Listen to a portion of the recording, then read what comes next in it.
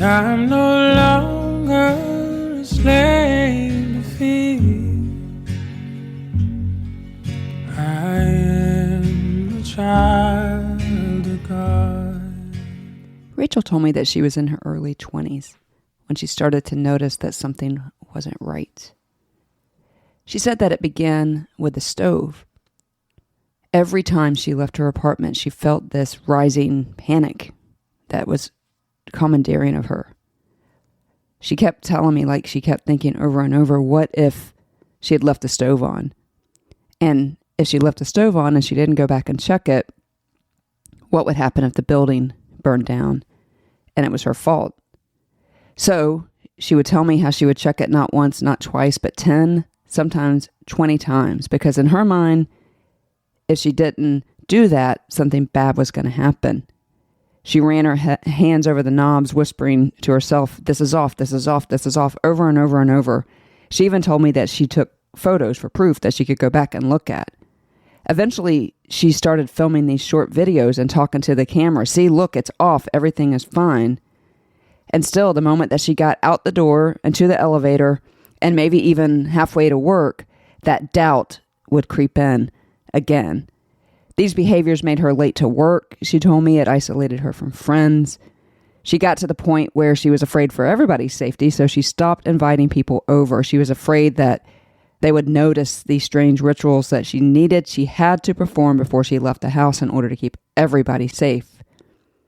And she said the worst part was that she totally knew that this didn't make sense. She knew it was delusional. That's her word, not mine. She felt like a part of her brain was screaming, this is irrational. You already checked it 185 billion times. But there was a sense of calm and relief from the anxiety when she went back and checked, even for a few seconds. It felt necessary. It felt like it was the only way to calm the anxiety, the panic. What she didn't realize at first was how closely this behavior was tied to something deeper, and this is how I came to know her and her story. As a child, Rachel had lived in a home where unpredictability ruled. She had an alcoholic parent. She saw these sudden explosions of anger.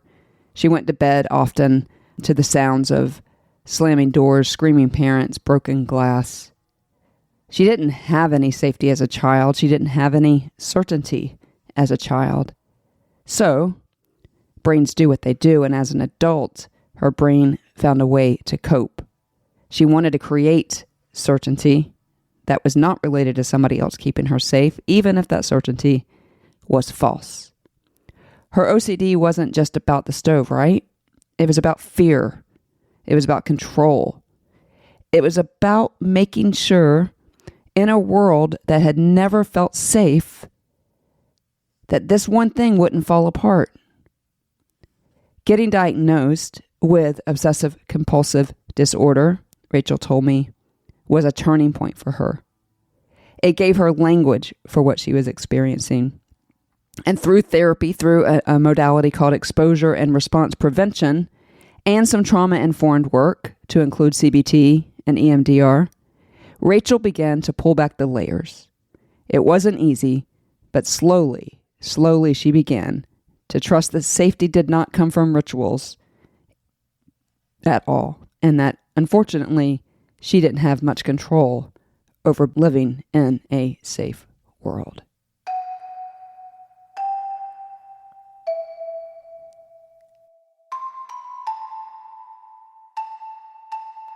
Hey, everybody, and welcome back to the Wednesdays with Watson podcast.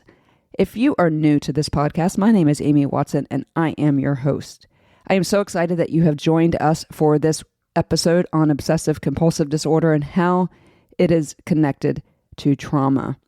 We're going to peel back somewhat the curtain on a term that's often misunderstood and often misused. Obsessive compulsive disorder, or OCD, as it is known, is a debilitating disorder that is connected with anxiety and trauma. How many times have we heard someone say, I am so OCD about my desk? As if really it's that simple, right? But for those like Rachel living with this condition, It's anything but this quirky and cute description of why we need to keep our desk clean. It can be exhausting. It can be paralyzing and profoundly isolating. So, for today's episode, it is for the misunderstood, the mislabeled, and the ones living in silence. This episode is for you. Let's talk about what obsessive compulsive disorder really is, and more importantly, what isn't it? As I am working through some of these podcast episodes that cover some pretty common, though OCD is only actually diagnosed in about 1% of the population, I came to OCD because I was speaking with a family member who was telling me that her almost 18-year-old son was diagnosed with obsessive compulsive disorder. She told me about how he did a loop around the house 7 times before he could leave the house. And she and I were on FaceTime, and so I kind of cocked my head and I wanted to understand more. And she said, imagine if you thought that the world not falling apart depended on whether or not you completed a ritual. And so she said to me that my little cousin, when the world doesn't fall apart, when he does 7 laps around the house, he believes then that he has to do 7 laps around the house so the world doesn't fall apart. And so this obsessive compulsive disorder is in the field of anxiety, and we are going to talk about how trauma is related to it. But obsessive compulsive disorder, as I mentioned, is only diagnosed at about 1% of the population. It's not about being neat. It's not about liking things just so. It is a disorder, and one that, like I said, affects about 1% of the population, and it can be debilitating. But you already know that if you are on the Wednesdays with Watson podcast, we're going to provide some hope for you. OCD is listed, as I mentioned, in the category of anxiety disorders, with about 1% of the population being diagnosed with it.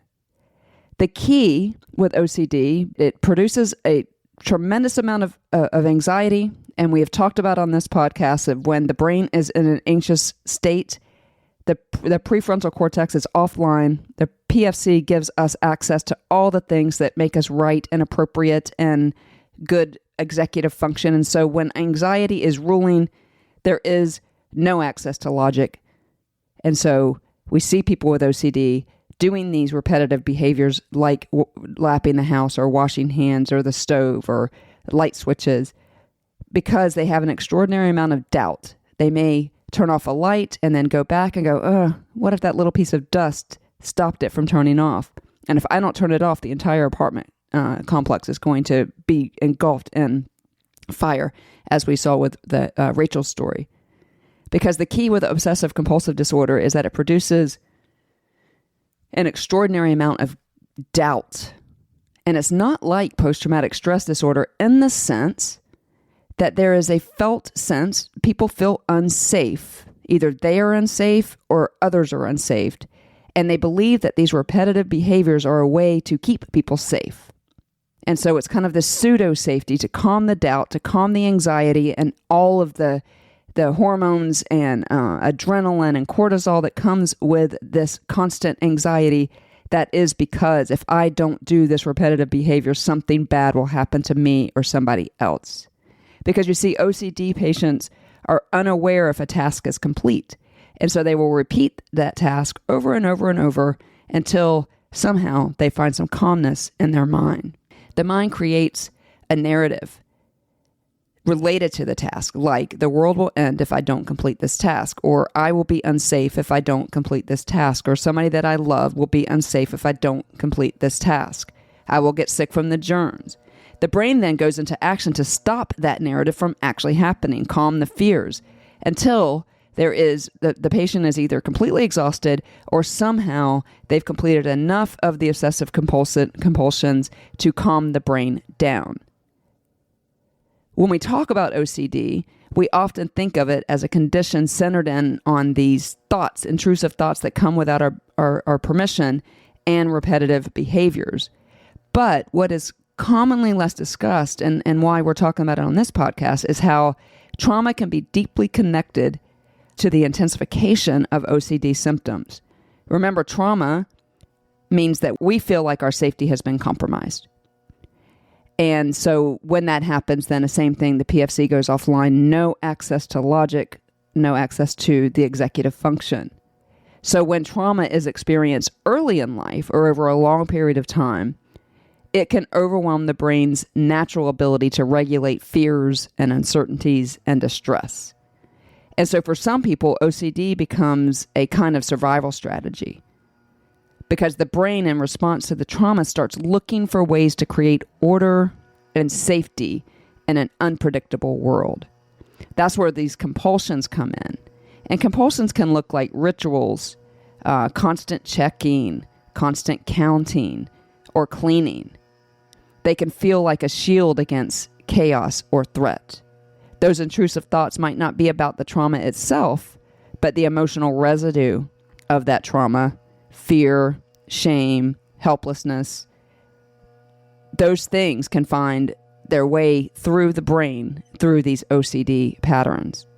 Research also shows us that people with a history of trauma may be more vulnerable to certain subtypes of OCD, especially those obsessive compulsives rooted in there's going to be a fear of harm, moral scrupulosity, or hyper-responsibility.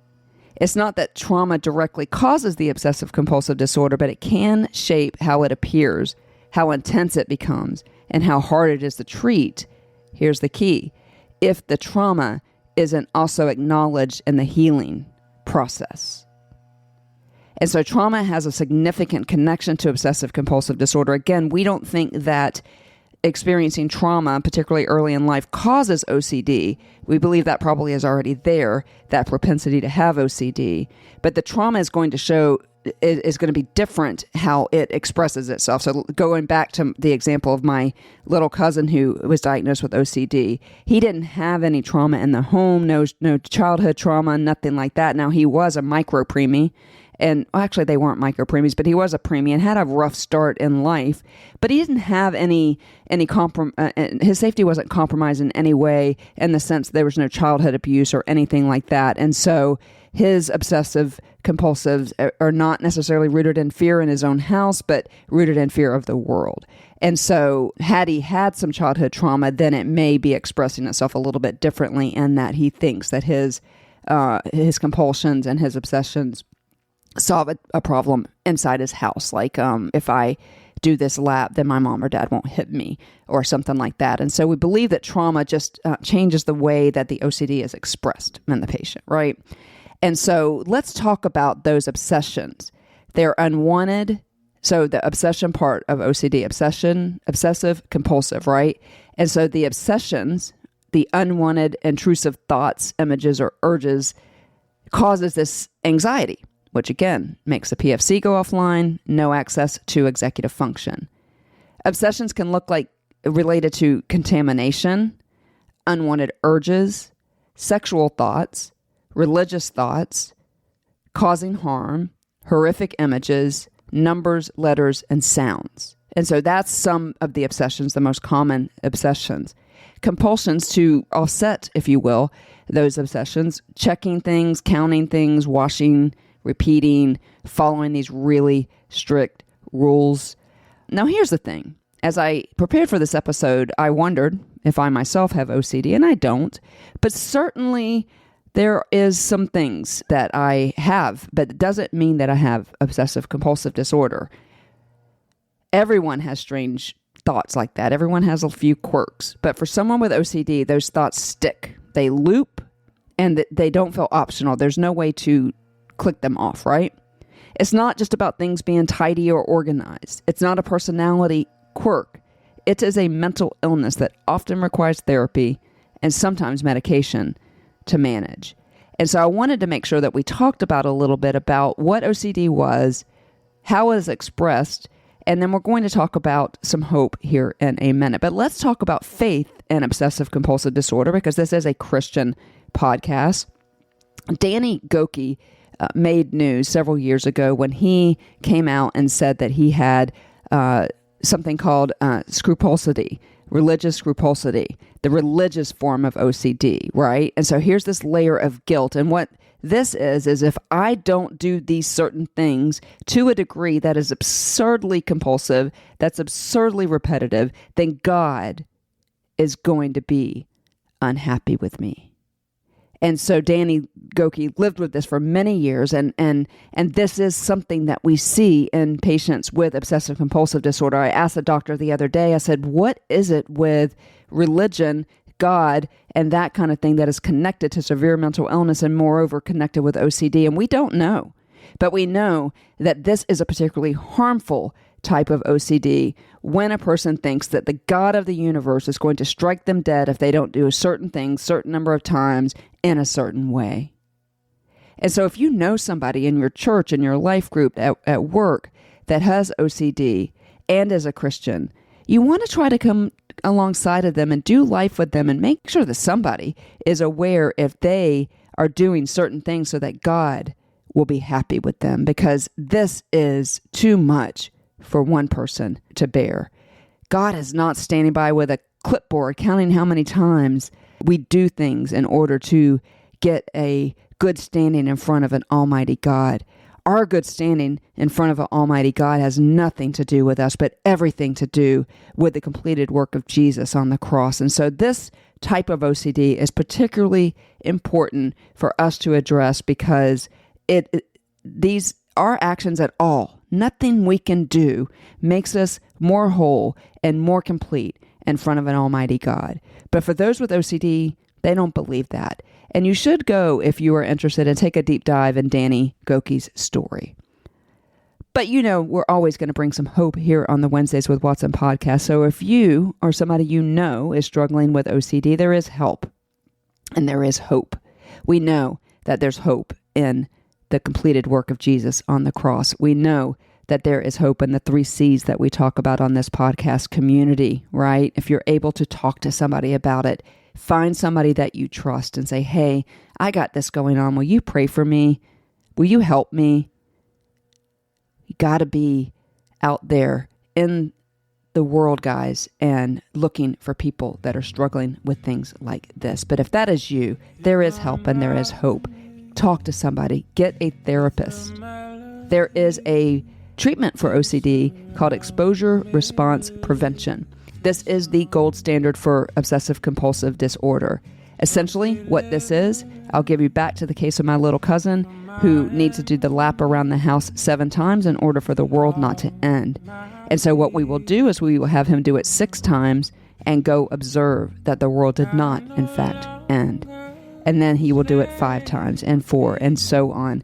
And so if you are struggling with obsessive compulsive disorder, this is a fantastic modality to treat. It is not easy. It does expose patients to their biggest fear, raising anxiety in the moment.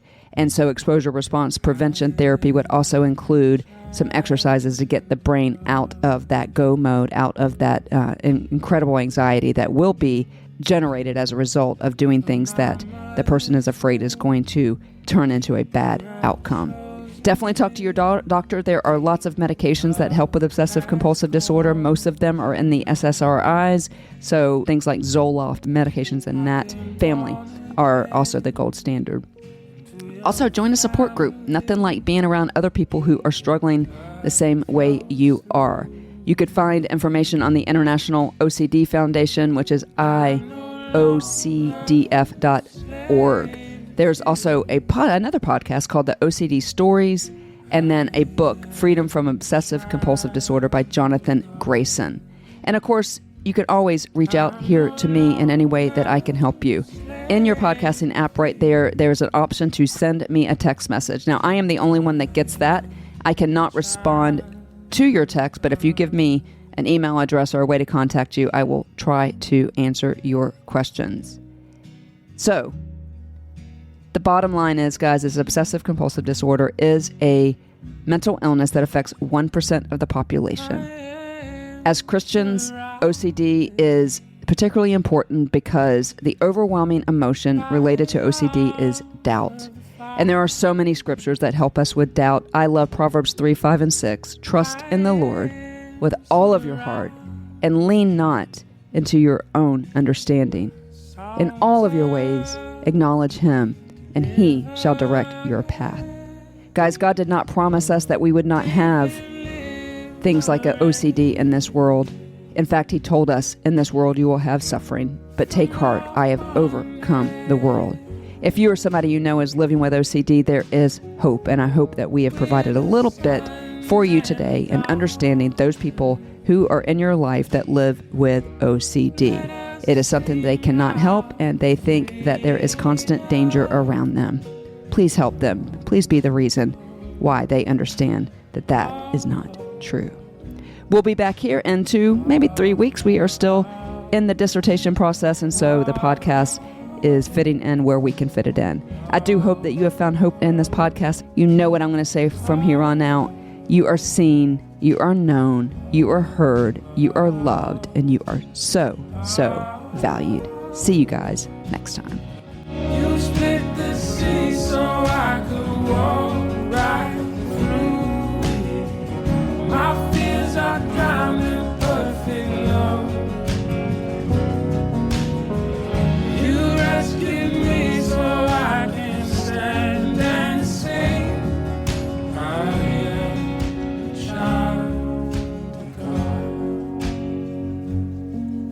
I am a child of God.